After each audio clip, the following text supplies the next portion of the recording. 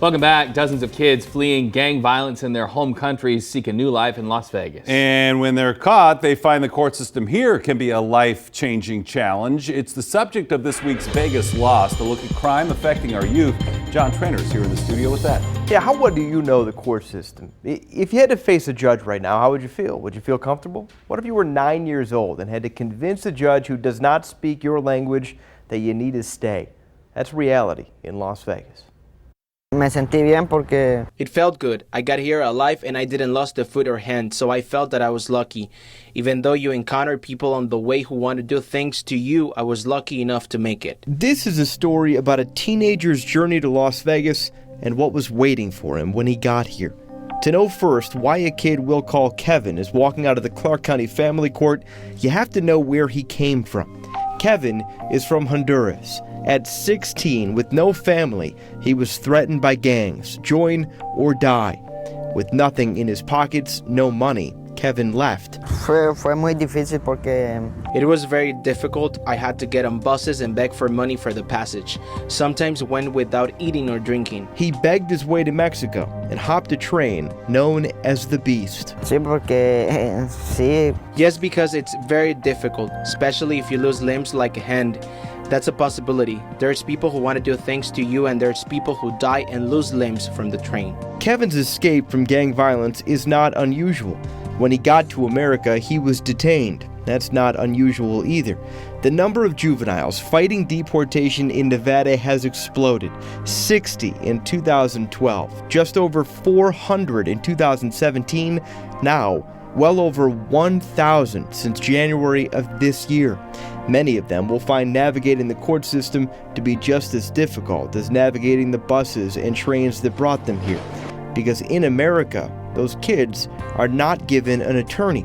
Cameras are not allowed in immigration court. Our artists' sketches are of faces as young as 9 years old, talking directly with a judge. How difficult is it for a kid to navigate this system by themselves if they didn't have an attorney?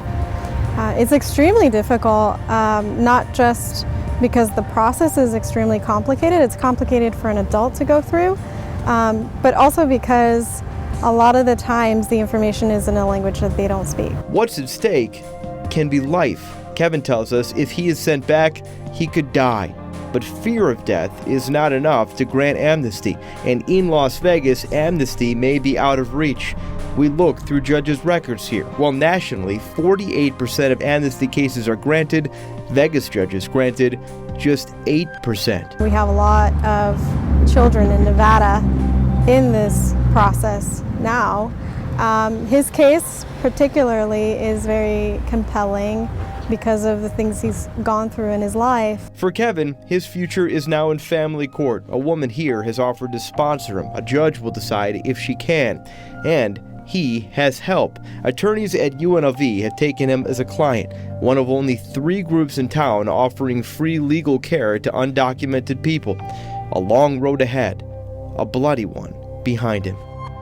So we wanted to know why kids were not getting attorneys, why so many amnesty cases here were denied. We reached out to all of our representatives in Washington. Only 2 got back to us. Senator Catherine Cortez Masto and Congresswoman Dina Titus. Both support changes to the system. Titus writing us, the court system and our immigration laws are difficult to navigate for anyone, but for children, doing so without legal counsel more often than not results in deportation. Masto writing, kids belong in schools and playgrounds, not in detention centers or streets running for their lives. There is a bill right now called the Access to Counsel Act, which would provide attorneys for these kids in front of the House.